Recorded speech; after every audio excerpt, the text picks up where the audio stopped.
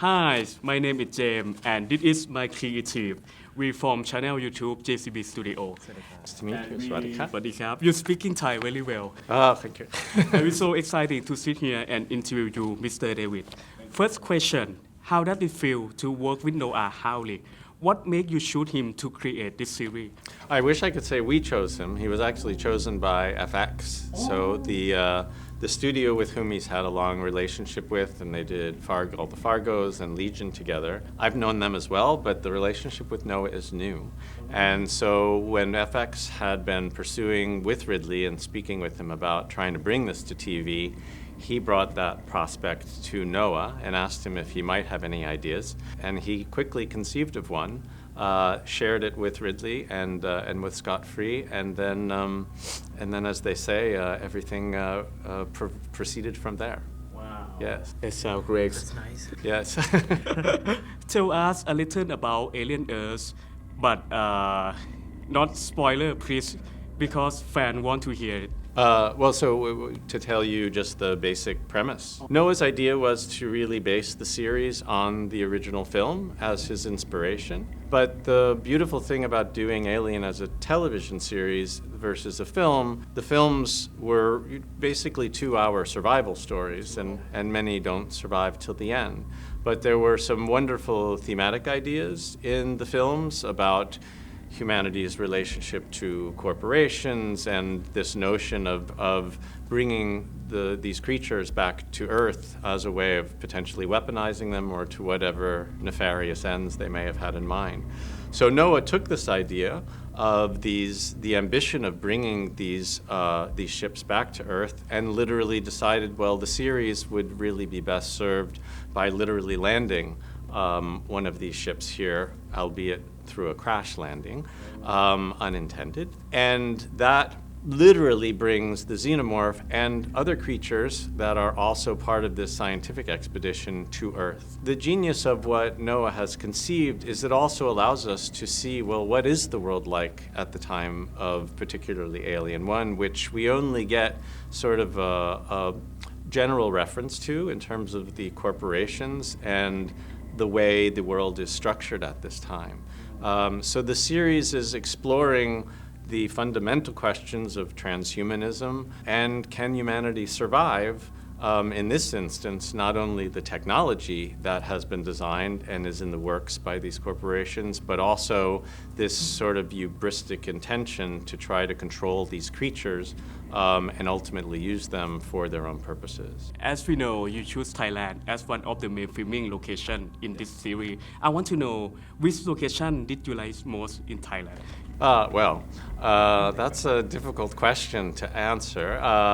I mean, there were many smaller locations around Bangkok where we shot. Obviously, we used many stages around the city.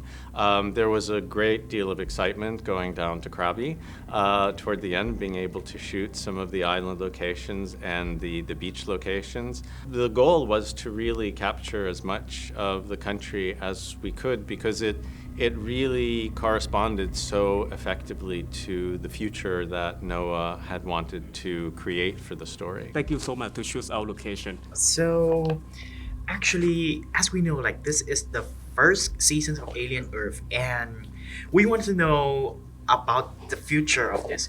We want to know, like, how are you gonna expand this series after this in the future? Will season 2 have anything that is so different, or will you have something reminded to the first aliens and the original ones? Can you tell us a little bit about it? Yeah, I mean the ambition of the series is to fill both of those, the potential of both of those connections. The idea of the series is definitely intimately related to Ridley's original film. You'll see at the beginning of the pilot that the ship looks very similar to the Nostromo, and we literally used the same blueprints, architectural blueprints, and rebuilt a version of the Nostromo from the film, much to Ridley's surprise and delight to see his sets again on screen. But then while you'll have some familiarity to both the environments and sort of the aesthetic of the original movie,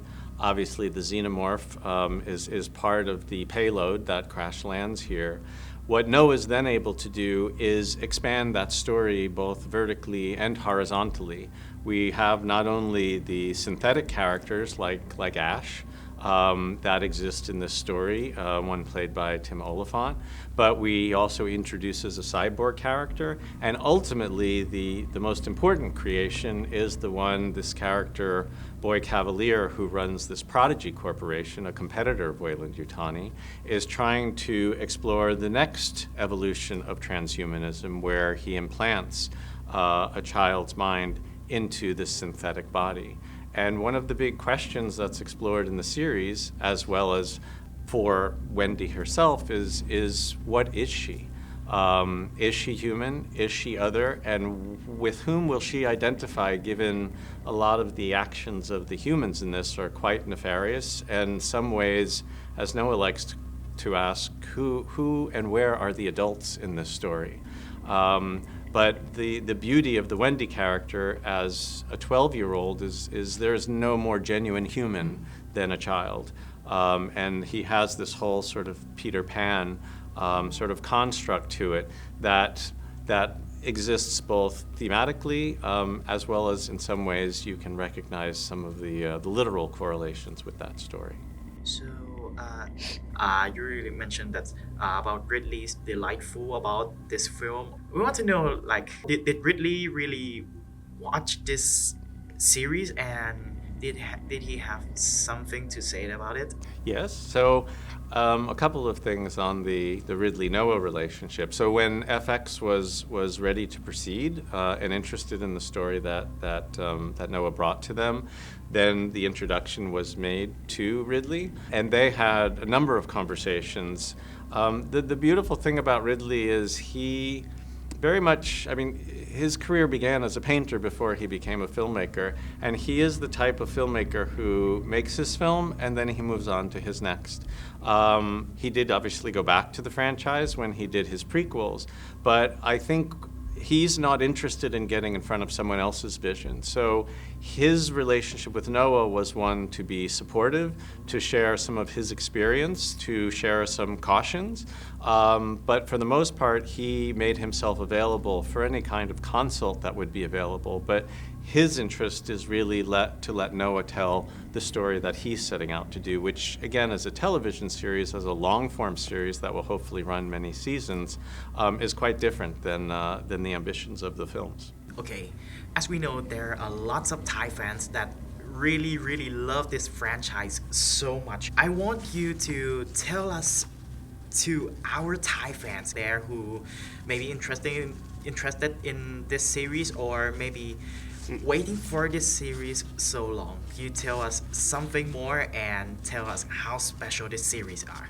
I mean, I think the story is one, first of all, the Thai people will see their population very evident across the story because it is entirely embraced by all of the locations that we shot in Bangkok, and the